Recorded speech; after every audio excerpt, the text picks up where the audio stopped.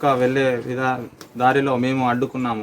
అంటే మా తరపున నాయకపులు అనే వ్యక్తులు మాకు రిలేటివ్స్, వాళ్ళను కొంచెం వాళ్ళ తరపున వాళ్ళ హెడ్ అని బీజేపీ తరపున వీళ్ళకి ఎట్లయినా పోతే అడ్డుకుంటే ఏదో ఒకటి అవుతుంది కదా, ఏదో ఒకటి చేస్తుంది అన్న మమ్మల్ని రోడ్డు మీదకి వాళ్ళ తరపున వాళ్ళని తీసుకెళ్తా అంటే నింగుతా పోయే పరిస్థితి వచ్చింది. ఆ టైంలో అక్క చూసి మమ్మల్ని తగిన చర్యలు వాళ్ళ హాస్పిటల్ వాళ్ళ మీద తీసుకుంటామని చెప్పింది అక్క. అలాగే అన్న వాళ్ళు కూడా చెప్పారు, మీకు సహకరిస్తాను, మాకు సహకరిస్తా అని కూడా చెప్పారు అక్క వాళ్ళు.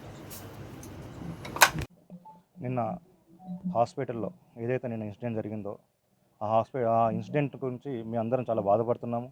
దాన్ని మరి మేము నిన్ననే సకాలంలో స్పందించి మంత్రి మినిస్టర్ సీతక్క గారు కూడా కలెక్టర్ గారికి ఆదేశాలు ఇవ్వడం జరిగింది.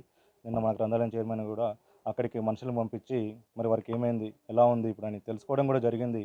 అయినా కూడా దాన్ని రాజకీయంగా వాడుకుంటూ ఏదో వాళ్ళ లబ్ధి కోసము వాళ్ళకి న్యాయం చేయకుండా, సకాలంలో న్యాయం చేయకుండా వచ్చే రాస్తారోకలు చేయడం, దాన్ని రాజకీయంగా వాడుకోవడం అన్నది చాలా దురదృష్టకరం. ఇలాంటి రాజకీయ చెడుని మనమందరము కూడా పక్కన పెట్టి వారికి న్యాయం చేసే విధంగా మన మన చర్యలు ఉండాలి తప్ప ప్రతిదానికి ఇట్లాంటి సున్నితమైన ఇష్యూ ఇది. ఓ బిడ్డ చనిపోయి ఎక్కడ బాధపడుతూ ఉంటాయి, దాన్ని ఇప్పుడు ఆ బిడ్డను పట్టుకొని వచ్చి రోడ్డు మీద రాస్తారోకలు చేయడం, ధర్నాలు చేయడం అన్నది చాలా నీచమైన చర్య అది. అలాంటి చర్యలు మనం ఇంకోసారి మానుకోవాలి. ఎందుకంటే ఇట్లాంటి చర్యల వల్ల మన మన క్యారెక్టర్ అనేది మనకి మనం ఏంటని మనమే తెలుసుకోవాలి. ఏంటంటే మనం ఇప్పుడు ఆల్రెడీ మనం స్పందించినాము. ఇట్లాంటి సంఘటన మళ్ళీ పునరావృతం కాకుండా ఆల్రెడీ ఆదేశాలు కూడా మేము కలెక్టర్ గారు ఆదేశాలు ఇచ్చారు. వారి మీద ఎంక్వైరీ నడుస్తుంది. ఈ 2 గంటలకు వాళ్ళకి కలెక్టర్ ఆఫీస్లో ఎంక్వైరీ నడుస్తుంది. నిజంగా డాక్టర్ వాళ్ళ తప్పిదాలు, నర్సుల తప్పిదాలు దాంట్లో జరిగి ఉంటే మాత్రము వారు తక్షణమే సస్పెండ్ చేసే విధంగా వారు చర్యలు తీసుకుంటామని మాట ఇచ్చారు. మరి బాధితులకు కూడా మేము ఇప్పుడు ఇంటికి వచ్చాము. వాళ్ళకు కూడా అండదాన్ని ఉంటామని చెప్పేసి ఇప్పుడు వాళ్ళకి మంచి హాస్పిటల్లో చూపెట్టి, ఇప్పుడు ఎట్లయినా ఇప్పుడు గవర్నమెంట్ హాస్పిటల్ మీద మరి వాళ్ళు ఇక్కడ దాకా వెళ్ళారు నిన్న. ఇక్కడ కాదు మరి మీకు నమ్మకం లేకపోతే మేమే మా సొంత ఖర్చులతోటి, మా కాంగ్రెస్ అందరం కనుక సొంత ఖర్చులతోటి మేము అందరం కలిసి మీకు అక్కడ హన్మకొండలో ఏదైతే మంచి హాస్పిటల్ ఉందో అక్కడనే వాళ్ళు ట్రీట్మెంట్ ఇప్పించి మరి మళ్ళీ నెక్స్ట్ కాన్పుకి ఎలాంటి ఇబ్బంది రాకుండా మేము చూసుకునే బాధ్యత మేము అందరం తీసుకుంటున్నాము. అలాగే మీరు కూడా ఎవరైనా బీఆర్ఎస్ బీజేపీ కూడా కరెక్ట్గా స్పందించడంలో మంచిదే, కరెక్ట్గా వెళ్ళి స్పందించారు. అలాంటి ప్రతి విషయం కూడా మీరు స్పందించాలి. కానీ స్పందించడంలో లిమిట్ దాటద్దు.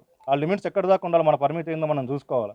మనం చూసుకొని ఎక్కడి దాకా చేయాలి, మనం న్యాయం చేసే విధంగా మన రాజకీయాలు ఉండాలి తప్ప దాన్ని ఏదో వాళ్ళని బాధ పెట్టే విధంగా మనల్ని ఏదో రాజకీయాలు చేయడం, అట్లాంటి రాజకీయాలు మానుకోవాలని చెప్పేసి ఈ సందర్భంగా తెలియజేస్తున్నాను. ఈ బాధితులకు ఎప్పటికీ అండగా ఉంటాము. మళ్ళీ వారికి ఎలాంటి ఇబ్బందుల్లో ఉన్నా, ఎలాంటి అవసరం ఉన్నా కూడా మేము అందరం వాళ్ళకి అండగా ఉంటామని ఇక్కడికి రావడం, వాళ్ళకి ధైర్యం ఇవ్వడం జరిగింది. మరి ఇలాంటి మీడియా వాళ్ళు కూడా కొన్ని మీడియాలు ఏం చేస్తున్నాయంటే, ఒక మీడియా ఏమో ఒక రకంగా రాస్తుంది, ఒక మీడియా ఏమో స్పందించమని రాస్తుంది, ఒక మీడియా ఏమో స్పందించలేదని రాస్తుంది. దాంట్లో ఏది కరెక్ట్ అనేది మీరే తెలుసుకోండి. సాక్షి పేపర్ ఏమో స్పందించారు, సీతక్క గారు స్పందించారు, అక్కడికి వచ్చి అని రాశారు. మరి ఇంకొక పేపర్ నమస్తే తెలంగాణ పేపర్ ఏమో స్పందించలేదు అన్నారు. అంటే ఇలాంటి ఒక సంకేతాలు పంపుతున్నారు మీడియా కూడా. వాళ్ళు కూడా రాసే రాతలు మీరు మరొకసారి పరిశీలించుకోండి. రాసే రాతలు కూడా నిజ నిజాలు ఏంటో అనే ప్రజలందరికీ తెలియజేయాలి. దానికి కేటీఆర్ గారు కూడా స్పందించారు. కేటీఆర్ గారు కూడా కరెక్ట్ దాంట్లో కూడా వాస్తవాలు స్పందించకుండా వాళ్ళ పేపర్ ఏదైతే ఉందో దాన్ని దృష్టిలో పెట్టుకొని స్పందించడం జరిగింది. అలాంటి స్పందన కాదు. కరెక్ట్గా మీ ఇంటెలిజెన్స్ ఉంటుంది, మీకు ఎంతో 10 ఏళ్ళ ఇంటెలిజెన్స్ ఇక్కడ ఉన్నారు, మీ ఆఫీసర్లు ఇప్పటికీ ఉన్నారు ఇక్కడ.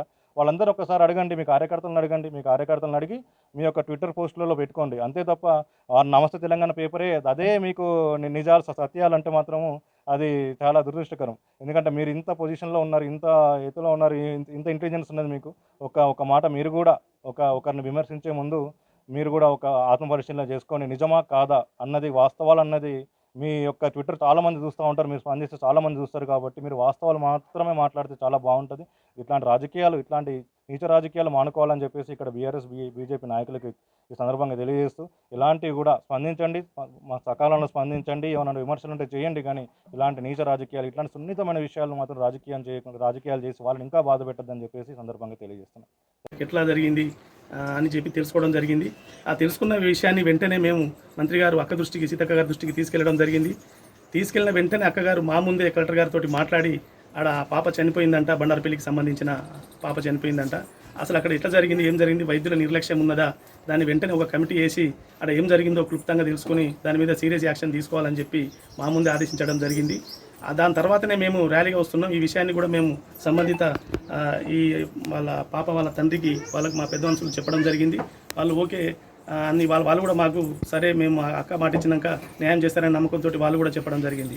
కానీ ఆడికి వచ్చిన తర్వాత కావాలని కొంతమంది బీఆర్ఎస్ బీజేపీ నాయకులు కావాలని వాళ్ళను తీసుకొచ్చి రోడ్ ఒక ఆదివాసీ మంత్రి అక్క అంత ప్రజాదరణ వంటి నిన్న కొన్ని వేల మంది రావడంతో ఆ బీఆర్ఎస్ నాయకులకు బీజేపీ నాయకులకు ఒక అక్కాసుతోటి అక్కను ఎలాగైనా ఈ ప్రోగ్రామ్ను డిస్టర్బ్ చేయాలనే ఒక దాంతో అలాగే ఈ భూభారతి ఏదైతే సక్సెస్ అవుతుందనే దాంట్లో భాగంగా కూడా వాళ్ళు ఈ యొక్క కుట్రకు నిన్న పూనుకున్నారు. దాంట్లో భాగంగానే ఈ యొక్క చిల్లర రాజకీయం ఇష్టమైన అంశాన్ని వాళ్ళు రాజకీయంగా వాడుకోవాలనే ఉద్దేశంతోనే అక్కను బదనాం చేయాలనే ఉద్దేశంతోనే వాడుకున్నారు తప్ప ఈ నమస్తే తెలంగాణలో చూస్తే ఒకసారి చూడండి ఈ స్టేట్మెంట్ ఏదైతే ఉన్నదో పసి ప్రాణమా పోనీ అని చెప్పి ఈ యొక్క స్టేట్మెంటు ఇలా రాజకీయంగా అక్కను ఇబ్బంది పెట్టాలి, రాజకీయంగా అక్క పేరును చెడగొట్టాలనే ఉద్దేశంతోనే ఈ యొక్క స్టేట్మెంట్ ఇవ్వడం జరిగింది. కానీ ఇది పూర్తిగా ఇది అవాస్తవం. ఎందుకు అనంటే ఇక్కడ నమస్తే తెలంగాణకు సంబంధించిన విలేకరు ఏదైతే ఉన్నాడో ఆయనే ఈ లోకల్ పర్సన్ కాదు.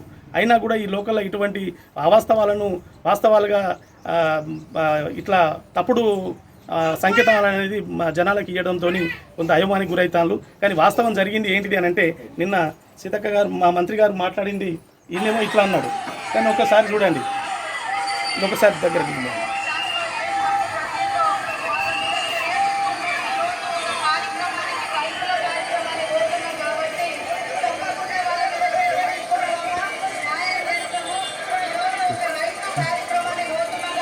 అయితే ఈ రకంగా మా అక్కగారు మంత్రి గారు స్పందించి మేము న్యాయం చేస్తాం, తప్పకుండా వాళ్ళని చర్యలు తీసుకుంటాం, మీరు ధైర్యంగా ఉండండి అని చెప్పి వాళ్ళకు హామీ ఇవ్వడం జరిగింది.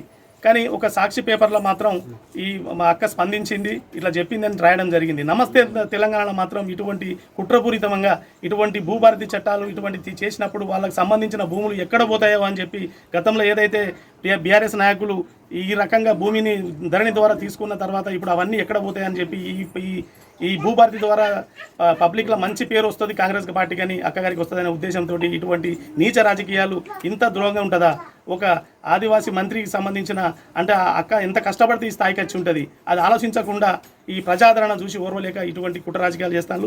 తప్పకుండా దీన్ని మేము సీరియస్గా తీసుకుంటున్నాం. దీని మీద మేము మన కంప్లైంట్ కూడా చేయడం, ఇప్పుడు అక్కడికి వెళ్ళి కంప్లైంట్ చేస్తున్నాం. ముఖ్యంగా ఏంటంటే కలెక్టర్ గారు కూడా ఇవాళ ఎంక్వైరీ జరుగుతుంది 2 గంటలకు తప్పకుండా వారి మీద యాక్షన్ తీసుకుంటారని చెప్పి మేము కూడా తెలుసుకుంటే వాళ్ళు చెప్పడం జరిగింది. ఈ బాధిత కుటుంబాన్ని కూడా ఇప్పుడు మేము మా సూర్యన్న మేము అందరం వచ్చి వాళ్ళకి హామీ ఇవ్వడం జరిగింది. తప్పకుండా మీకు న్యాయం జరగాలంటే వాళ్ళకు పనిష్మెంట్ జరుగుతుంది, వాళ్ళ ఎంక్వైరీ జరుగుతుంది. ఎంక్వైరీ అయిన వెంటనే సస్పెండ్ చేస్తే ఆదిలాబాద్లో అక్క ఉన్నప్పటికీ కూడా ఎప్పటికప్పుడు అప్డేట్ తీసుకుంటుంది, అక్కడ ఏం జరుగుతుందో తెలుసుకుంటుంది. కాబట్టి ఇటువంటి నీచ రాజకీయాలు ఇప్పటికైనా బీజేపీలు టీఆర్ఎస్ వాళ్ళు మానుకోవాలి. లేని పక్షంలో ప్రజల చేతుల్లోనే వాళ్ళకు ఎటువంటి ఇబ్బంది అవుతుంది అనేది వాళ్ళే గ్రహించాలి. కాబట్టి దీన్ని మాత్రం మీరందరూ మీడియా వాళ్ళు కూడా దీనికి వాస్తవాలను చెప్పడంతోనే మనం పబ్లిక్లో మంచి పేరు వస్తుంది తప్ప ఇటువంటి నమస్తే తెలంగాణ అంటే బీఆర్ఎస్ ఒక పాంప్లిమెంట్ పత్రిక అయిపోయింది, అది రోజు ఇంకా దిగజారిపోతుంది. అటువంటి పత్రికలను కూడా బహిష్కరించాలని చెప్పి ఈ ములుగు జిల్లా గ్రంథాలయ చైర్మన్గా నేను ఈ ములుగు జిల్లా నుంచి కోరుకుంటున్నాను.